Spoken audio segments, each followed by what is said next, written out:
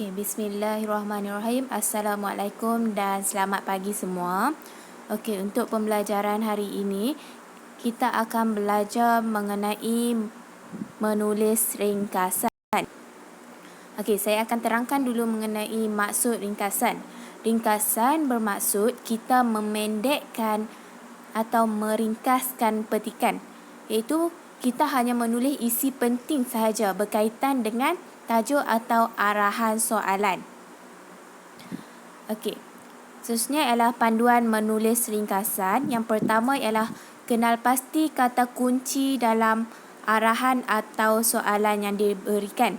Okey, contoh-contoh kata kunci ialah seperti faktor, kepentingan, peranan, langkah, cara dan banyak lagi lah kata kunci yang terdapat dalam arahan. Itu antaranya. Kemudian kamu kena kenal pasti isi penting dalam teks. Untuk isi penting ni sekurang-kurangnya kamu kena ada 5 hingga ke 6 isi sahaja. Okey, untuk isi penting ni kamu kena cari berdasarkan kata kuncinya lah.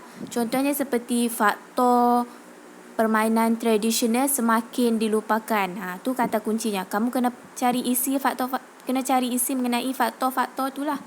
Okey, kemudian untuk menulis ringkasan, kamu hanya perlu menulis dalam satu perenggan sahaja. Dan bilangan patah perkataannya ialah 80 hingga 100 patah perkataan sahaja. Jika lebih, rugilah kamu sebab mungkin dalam peperiksaan nanti tak dikira isi kamu yang selebihnya tu selepas 100 patah perkataan. Kemudian kamu kena gunakan penanda wacana yang sesuai. Penanda wacana yang sesuai. Contoh penanda wacana ni nanti saya akan bincangkan untuk part seterusnya. Okey, kemudian pada bahagian ringkasan, kamu juga perlu menulis bilangan patah perkataan. Untuk bilangan patah perkataan ni, kamu kena tulis di bahagian kanan, di bahagian bawah sekali. Selepas kamu tulis ringkasan kamu, bahagian belah kanan, dalam kurungan kamu kena tulis bilangan patah perkataan. Seterusnya, perlu diingatkan, kamu jangan sesekali ambil huraian, contoh dan peribahasa dalam petikan. Hal ini bermaksud kamu kena ambil isi sahaja. Okey, boleh faham? Okey, seterusnya saya akan terangkan dengan lebih terperinci mengenai langkah menulis ringkasan. Okey, untuk menulis ringkasan ni saya buat 3 langkah saja. Yang pertama, kamu kena membina ayat pertama ringkasan. Yang kedua, menulis isi penting. Dan yang ketiga, menyemak ejaan, tanda baca, penanda wacana dan mengira patah perkataan. Okey, untuk langkah yang pertama, iaitu membina ayat pertama ringkasan. Untuk bina ayat pertama ringkasan ni, kamu boleh bubuh antara, kata kunci, tambah tema dan tambah ialah. Okey, kita lihat contoh. Contoh soalan. Baca petikan di bawah dengan teliti. Berdasarkan petikan tersebut, tulis sebuah ringkasan tentang kepentingan memelihara permainan tradisional.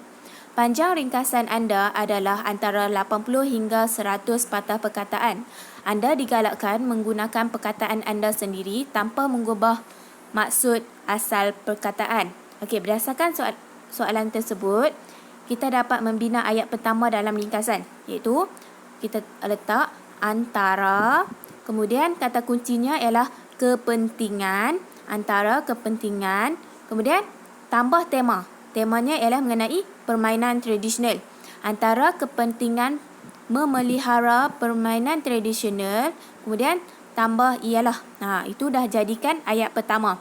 Antara kepentingan memelihara permainan tradisional ialah, selepas ialah tu, tambahlah isi pertama kamu. Okey, boleh faham? Kemudian ialah langkah 2. Langkah 2 ni ialah menulis isi penting. Untuk menulis isi penting ni, kamu kena baca petikan dan kenal pasti sekurang-kurangnya 5 atau 6 isi penting. untuk mencari isi penting ni seperti yang saya bagi tahu tadi berdasarkan soalan lah, seperti soalan sebelum ni, iaitu mengenai kepentingan. Kamu kena carilah kepentingannya. Okey, untuk menyambung isi, tadi kan saya dah bagi tahu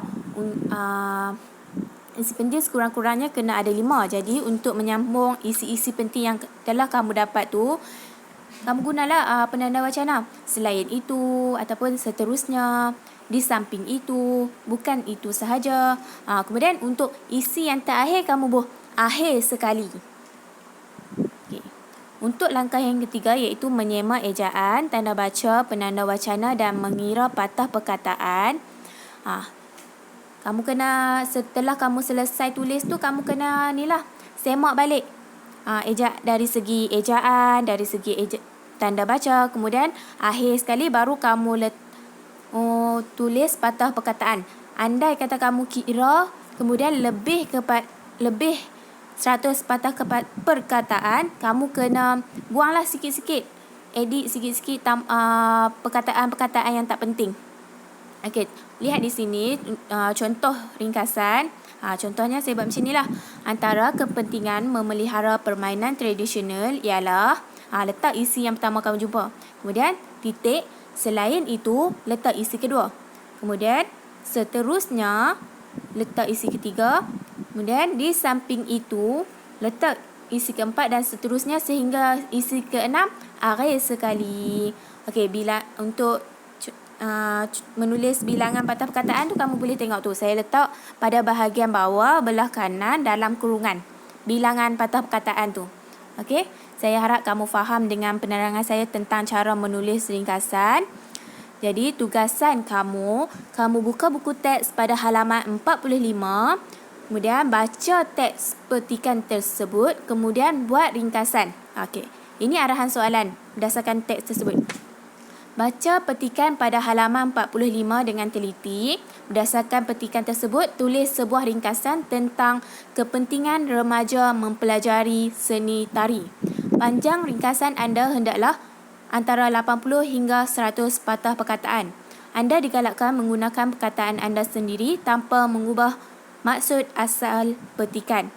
Okey, jadi kamu kena tulis ringkasan. Boleh tulis dalam buku karangan anda.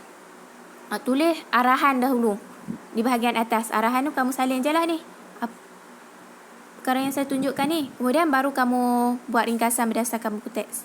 Okey, terima kasih.